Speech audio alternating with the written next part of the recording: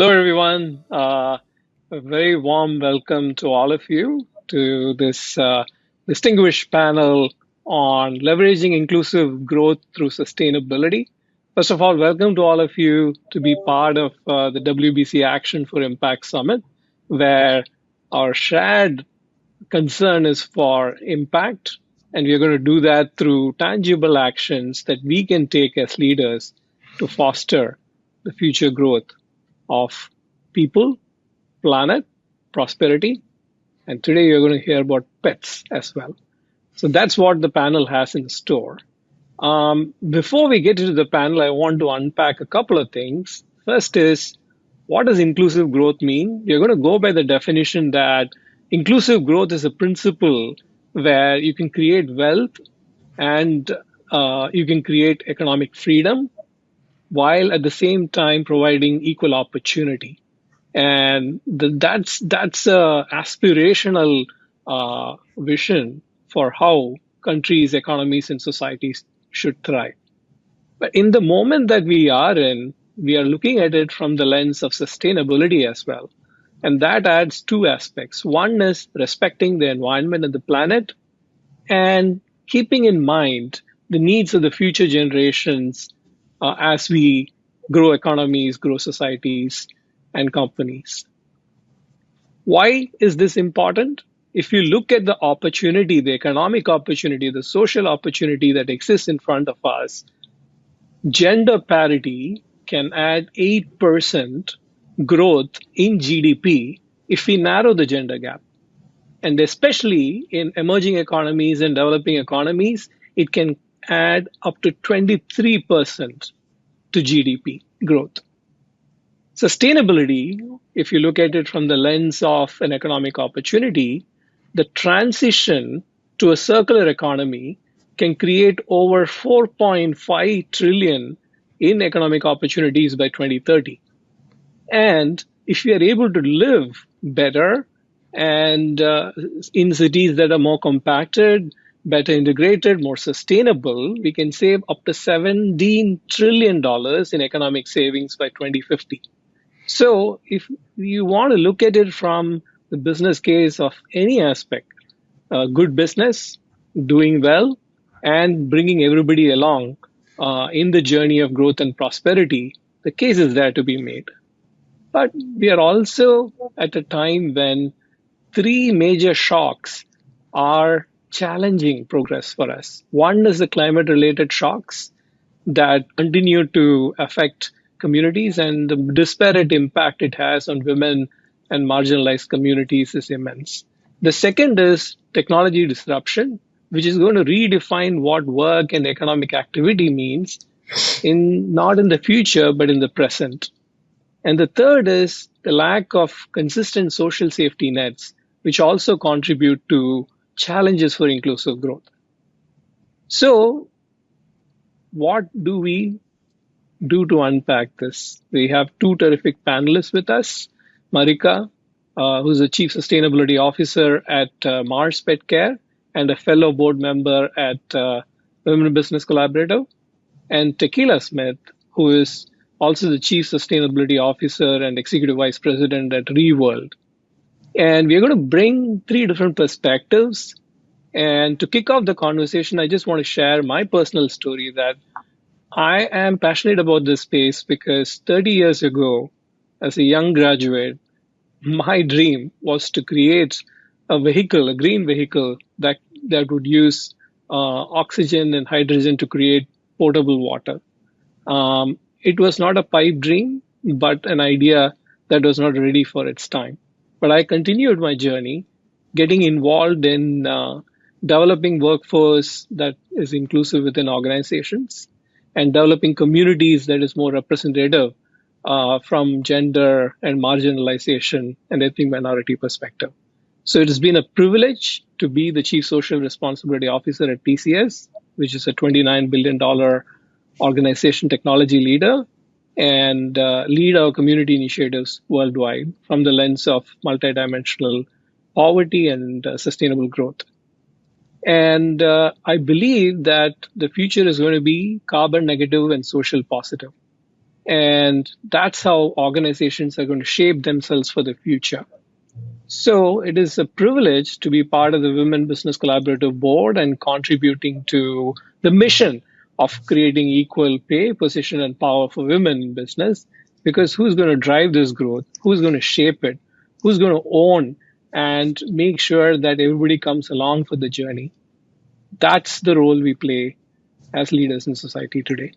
So, with that, I want to turn over to Marika and Tequila to kick off the conversation. Can you share a little bit about your journey, your personal journey? And you are both champions of sustainability. I believe you're champions of inclusive growth as well. What has been your personal journey and your experience? And how has that shaped your commitment to this principle? Let's start with Marika and then we'll go over to Tequila. Thank you. It's so great to be a part of this really important conversation. For me, my personal journey and my sense of purpose in this space started in my childhood. I grew up living abroad. I had the privilege of living in Indonesia and Sri Lanka, and I had a chance to get exposed at a young age to the realities of poverty, the realities of millions of people's lives day to day, and especially women's lives. And I felt a huge sense of conviction and a feeling of purpose to try to use my short time on this earth and my short career to make a difference for those who had less opportunity to influence and shape the business and the society in which we all live. And so that's really to answer your question about what's the drive, that's where it comes from. And, I've spent 20 years in global businesses, and my feeling is a very, very high optimism about what's possible. But I love what you pointed out around, the future needing that talent with a diverse point of view, with a unique point of view. We need new ideas to old problems to get where we need to go as a society and to really break through. And so I certainly challenge myself to try to bring those new ideas. But what I love about this group and this summit is that it's all about bringing those ideas, particularly from women, but also from a range of voices who perhaps haven't had a seat at the table in the past to solve these problems. Thank you for sharing that. Being born in a lower middle class family and seeing my grandfather and my grandmother adopt the principle that whether you're a boy or a girl, a daughter or a son, you will be equally educated, created a huge life changing opportunity for all of us in our families. And thanks for sharing your personal story, Tequila. Absolutely. Thank you guys for having me. I have a very similar background, although different from a geographical standpoint. So I'm from Tuscaloosa, Alabama. I was raised in a small town within Tuscaloosa County. And my first lesson around sustainability came from my wonderful grandmother.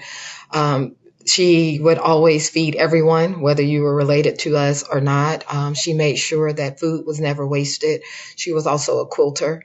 And so I would take her pieces of scrap material and create designs for dolls. And I thought I was going to be a fashion designer in Paris, but haven't made it to that yet.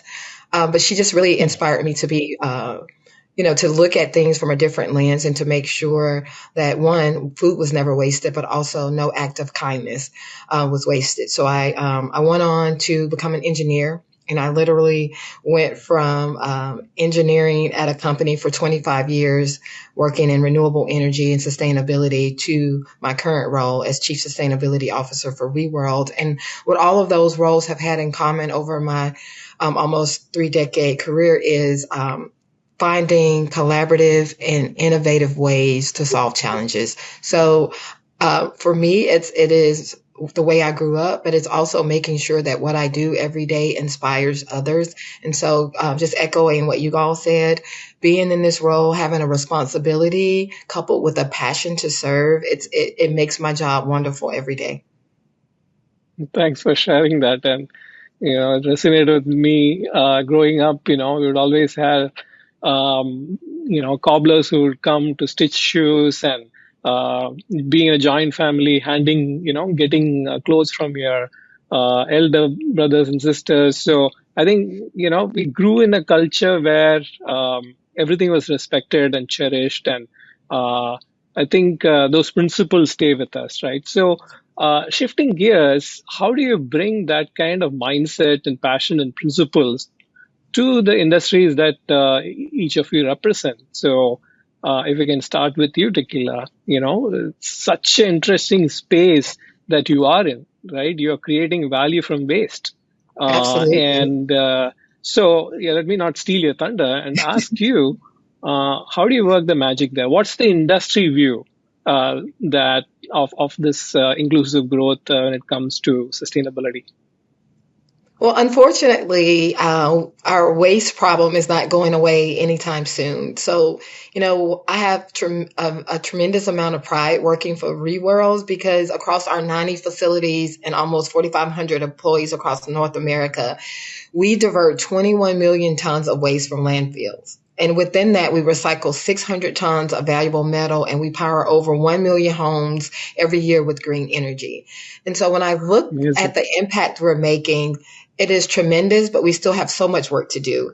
I kid with folks all the time and say, when you take your waste to the curb, it doesn't magically disappear, right? So we are the company Hmm. behind your municipality, right? So you take your waste to the curb, and most people don't think about it anymore, but we have the privilege and the honor of creating value from that. So we recently went through a rebranding. We were Mm. Covanta, but we thought about all the tremendous change that has taken place over the past 24 to 36 months. One, we've been bought by a Swedish private equity firm called EQT, and they are focused on sustainability and bringing sustainability and technology together, right? So how do you do that? They brought in a new CEO. We have a new executive leadership team. We brought in 8 acquisitions over 18 months.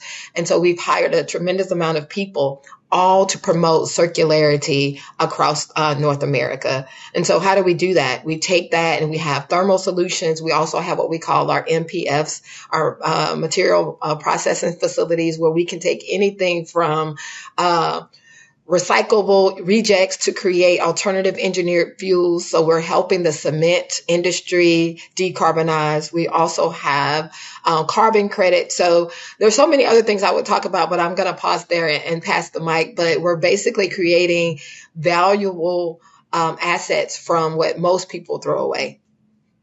And that's such a incredible turn around of the problem and the solution, right? So a couple of days ago, as part of Climate Week and Unga, I was at an event where someone was sharing the story about the waste that gets washed up in the shorelines of Alaska Mm-hmm. and bringing the community together to create local industry where, in a place where industry is absent, that can use that waste to create energy and create Yep. jobs and That's livelihoods. right. So I think what you're doing is incredible. And we'll dig in a little deeper about how to make it inclusive and what kind of leadership is required. But let me turn to you, Marika. Mars is a globally recognized brand, such a diversified organization, and you are looking at sustainability of the pet care business broadly and also in the specific industry that you are in. What are your thoughts? What do you see happening?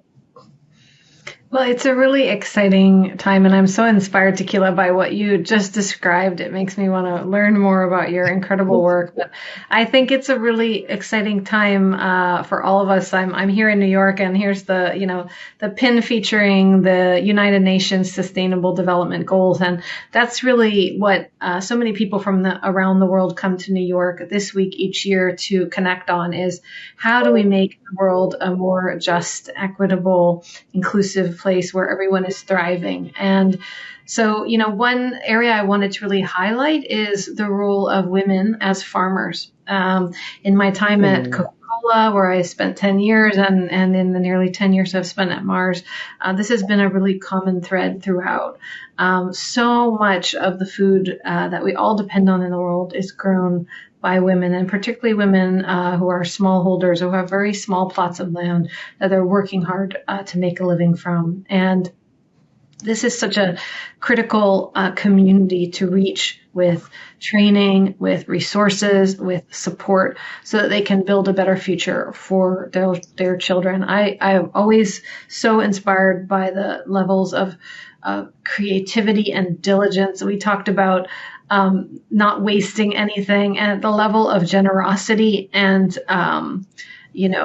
generosity of spirit, and also generosity of in a material sense, even with very little, is always so it's always so remarkable when visiting these communities. And so what's exciting is how do they grow their businesses, and how do they become part of global supply chains and the global economy.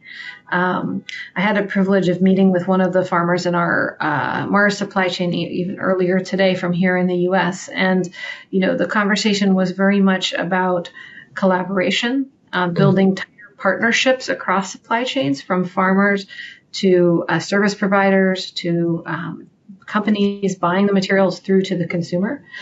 It was also about financing, making sure that banks and resources are able to find hardworking farmers who need help to increase their productivity or build the economic resilience of their farms.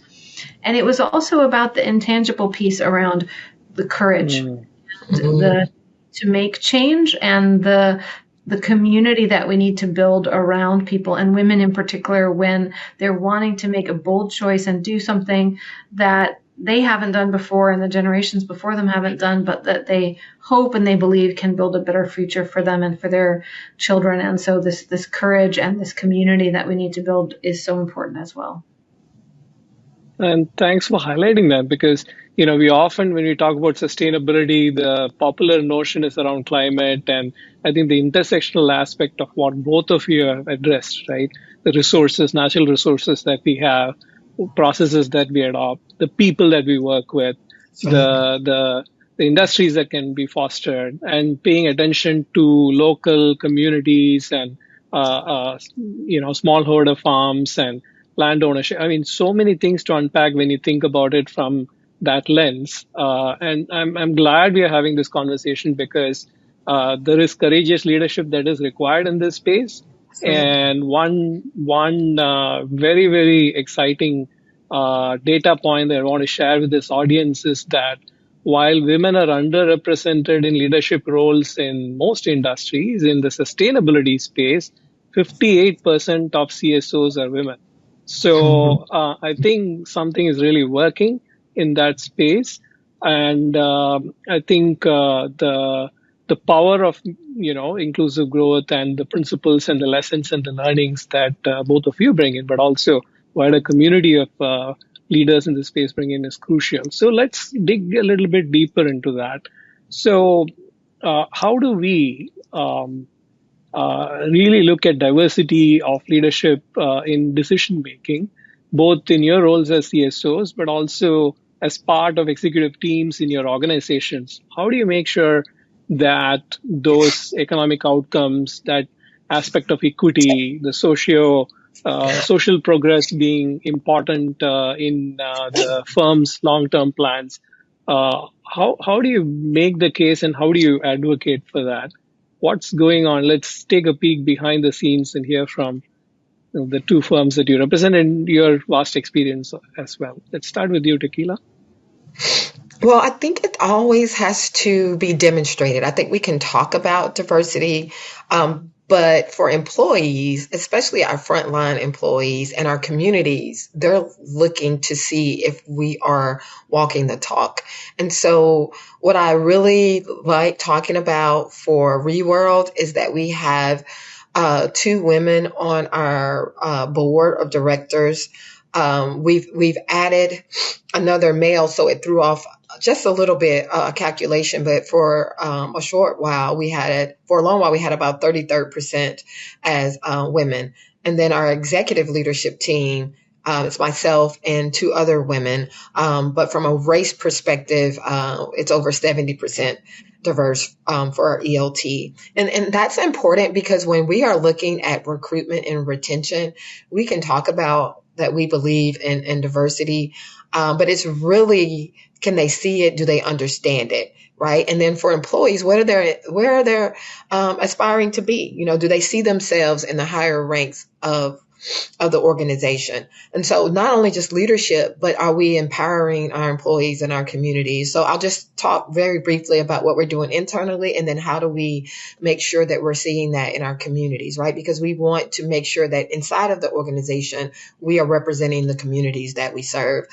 So we have 6 employee resource groups. They range from different industries, or not industries, ethnicities and interests. So we have early career hires. That's when we have Reworld Black Professionals, which I'm the chair of that. We have Latinx, we have Fluid, which is for our LGBTQ community, as well as women, which we call RISE.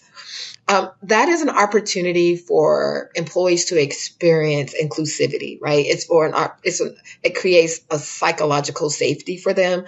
But not only that, when we go into our communities, how do we make sure that our communities are represented within our organization? So we have partnered with not only the local high schools, but the trade schools to increase the number of employees from those zip codes where our facilities are located, to make sure that there is opportunities for the individuals that live there. And so we want to be able to say that our employees live there too. And so there's a collaboration that is happening. So from the board to the executive leadership, from our ERGs, also our communities, we're making sure that it's not only diverse, but there is a sense of inclusivity throughout our organization. I think those are tangible examples and practices that can easily be adopted by all. And the will to have it and be able to implement it is key. So thanks for sharing that. Marika, what are your insights, and what examples do you have from your experience? Well, I'll bring in an additional lens, which is about early career and getting your start and the talent pool. So, those of us in this conversation have the privilege of being in relatively senior roles in our organizations. But, I was reading recently that there's a massive shortage of talent going into sustainability. There's such a huge need and not enough people to fill the roles. And so it's exciting. It's a great problem to have.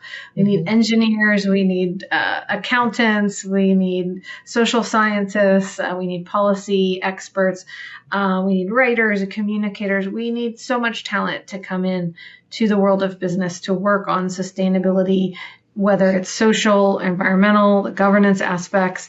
And it's so exciting to think that we can create opportunity in this space. But I think the challenge is, how can we create opportunity for communities who might not otherwise have had easy access to these roles, who might not have the personal networks that get them the job interview or get them the foot in the door. I think, there's a sentiment that it's very hard to get your start in sustainability. Companies, even for entry level roles, are wanting people with years of experience. But, first of all, you need someone to take a chance on you to give you that first opportunity. And so you can build that experience. And so I think that's an area where, as a community working on sustainability, we have some reflection to do, is how do we open more doors? And how do we open the doors to make sure that our teams represent a diversity of life experiences, of race, of gender, of background, so that we can do the best work with the best ideas around the table. And we're probably not there today. And so it's something that I think requires some attention. That's a good aspiration to have, and again, a path to take that has clear tactics attached to it. How do you diversify the entry-level workforce? How do you attract the right people, provide them professional development opportunities, rotational assignments? And these are practices that have worked well in other aspects of businesses that can easily be applied to the sustainability space. And I think those are very valuable comments and insights from you, Marika. I think, from my own journey and what we do at TCS, we see a very similar view. If you put the community at the center of everything that you do, I think the rest of the aspects become clear, especially in terms of whom do you hire, whom do you promote, How do you ensure equity in that? How do you make sure that the access to those opportunities is not limited to those who already are aware of and can access those pathways, but to rural communities and students who may not have role models, may not have mentors, may not have any experience in this space? And a similar view in terms of the supply chains also. I want to go in a little bit of a quick fire mode after this. Can you give both of you, since we are expanding the view beyond climate and looking at all aspects of sustainability, supply chain, what role does it play in really sharing some of the prosperity that can be gained through sustainability initiatives and making companies more sustainable in the long term in terms of all stakeholder returns?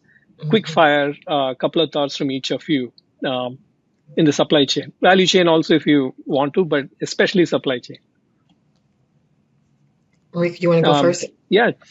Yeah, sure. I mean, it's a huge part of what I spend my time on day to day and have for many years. I think for businesses who depend on agricultural raw materials like those I've worked in for many years, it's all about transparency and traceability. Who is the farmer at the end of the supply chain who's actually growing the material that moves through supply chains that feeds people or feeds pets? And so having that traceability is the starting point. Once you have that information, how do you use that information to add value, add benefit, deepen relationships, shifting from transactional to more sustained, longer-term relationships? And how do you do it in a way that that incentivizes the right practices, whether a human rights practice, protection of people, protection of workers, or an environmental practice like regenerative agriculture? How do you, create the incentives that pull that forward? There's a lot of very exciting work going on that. That's very promising. I think, Tequila, your thoughts? No, I was just going to say, I totally agree. I was listening to another panel a few months ago, and they coined the term financial inclusivity. And when we think about how our companies are progressing and growing, who are we bringing along? And so I'm really proud that Reworld takes that seriously, and we have our KPIs around the supply chain.